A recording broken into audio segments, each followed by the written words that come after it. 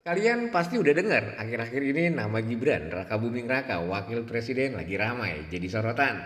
Tapi bukan karena prestasi, justru karena desakan pemakzulan yang dilontarkan sejumlah purnawirawan jenderal. Bukan sekedar bisik-bisik medsos, tapi langkah resmi. Forum Purnawirawan TNI bahkan udah kirim surat terbuka ke DPR MPR dan DPD RI yang isinya mendesak agar Gibran dimakzulkan. Apa alasannya? Salah satunya dugaan pelanggaran konstitusi saat pencalonan. Ingat Pilpres 2024, saat itu usia minimum capres-cawapres adalah 40 tahun. Gibran belum cukup umur. Tapi Mahkamah Konstitusi membuat putusan baru yang membuka jalan bagi kepala daerah bisa nyalon walau belum 40 tahun. Masalahnya ketua MK saat itu adalah Anwar Usman, pamannya sendiri. Inilah yang banyak disebut sebagai rekayasa hukum demi politik dinasti. Belum selesai sampai di situ. Kasus akun Fufu Fafa juga makin bikin publik gerah. Akun ini viral karena konteksnya nggak pantas dan disebut milik Gibran.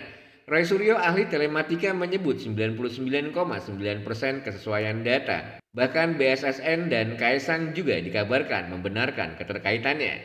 Jika benar, ini bisa dikategorikan perbuatan tercela, pelanggaran etik, bahkan melanggar sumpah jabatan. Menurut pasal 7A Undang-Undang 45, pejabat negara bisa dimakzulkan jika terbukti melakukan pengkhianatan, korupsi, atau perbuatan tercela.